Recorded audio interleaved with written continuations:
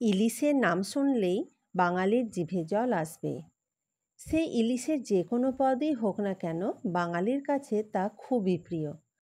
তাই আজকে আবার একটা ইলিশের রেসিপি নিয়ে তোমাদের কাছে চলে এসেছি। নমস্কার বন্ধুরা, বৈশাখীর চ্যানেল স্বাদের ঘরণীতে তোমাদের স্বাগত জানাই। আজকে যে রেসিপিটা বানাবো তার জন্য মশলা হিসেবে নিয়েছি জিরে আর কাঁচা লঙ্কা একসঙ্গে বেটে নিয়েছি। তারপর কড়াইয়ে তেল দিয়ে আমি বেগুনগুলোকে আগে ভেজে নেব। বেগুনে আমি নুন হলুদ কোনোটাই মাখাইনি, কারণ নুন দিলে বেগুনগুলো বেশ নরম হয়ে যায়। তাই আমি নুন ছাড়াই বেগুনগুলোকে ভেজে নেব। আর আজকের রান্নায় আমি সর্ষের তেল ব্যবহার করেছি।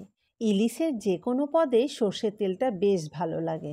দেখো আমার বেগুনগুলো ভাজা হয়ে গেছে, এবার আমি এগুলোকে একটা পাত্রের মধ্যে তুলে নিচ্ছি। এবার যে তেলটা বেঁচে গেছে ওর মধ্যে আমি দিয়ে দিলাম কালো জিরে ফোড়ন, তারপর দিয়ে দিলাম কাঁচা লঙ্কা, মোটামুটি 4-5টা মতো দিলাম, হলুদ দিয়ে আর সেই জিরে বাটা দিয়ে এবার মশলাটাকে খুব ভালো করে কষে নেব। খুব ভালো করে কষতে হবে যাতে জিরের কাঁচা গন্ধটা না থাকে। এবার দিয়ে দেব কাশ্মীরি লঙ্কার গুঁড়ো, যা সম্পূর্ণই কালারের জন্য। এখানে আমি 1 চামচ মতো কাশ্মীরি লঙ্কার গুঁড়ো দিয়ে জল দিয়ে দিলাম। জল দেওয়ার একটাই কারণ, যাতে মশলাটা পুড়ে না যায়। তাই সামান্য জল দিয়ে আমি খুব ভালো করে মশলাগুলো কষে নেব। দেখো আমার কষানো হয়ে গেছে, এবার আমি জল দিয়ে দিলাম প্রায় 1.5 গ্লাস মতন, আর দিয়ে দেব স্বাদ মতন নুন। ইলিশ মাছের মধ্যে আমি আগে থেকেই নুন হলুদ মাখিয়ে রেখেছিলাম। এবার সেই কাঁচা ইলিশ মাছের পিসগুলো এবার আমি সেই ঝোলের মধ্যে দিয়ে দিলাম। এরপর ঢাকা দিয়ে মাছগুলোকে আমি হালকা করে সেদ্ধ করে নেব। তারপর যে বেগুনগুলো ভেজে রেখেছিলাম, এবার সেই বেগুনগুলো দিয়ে দেব। সব একসঙ্গে দিয়ে আবার ঢাকা দিয়ে আমি কিছুক্ষণ সময় ধরে এটাকে রান্না করে নেব। খুব হালকা হাতে নেড়ে দিতে হবে, কারণ ইলিশ মাছ এমনিতেই খুব নরম মাছ, বেশি নাড়াচাড়া করলে আবার ভেঙে যাবার একটা ভয় থাকে। তাই হালকা নেড়ে আরও কিছুক্ষণ সময় ধরে আমি এটা রান্না করে নিয়েছি।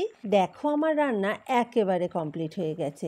ইলিশ আর বেগুন দিয়ে এই রকম পাতলা ঝোল গরম গরম ভাতের সঙ্গে দারুণ লাগে। সব সময় সর্ষে পোস্ত দিয়ে ইলিশের রান্না না করে এই রকম ইলিশ আর বেগুন দিয়ে পাতলা ঝোল তোমরা বাড়িতে অবশ্যই একবার ট্রাই করবে, দেখবে খুব ভালো লাগবে।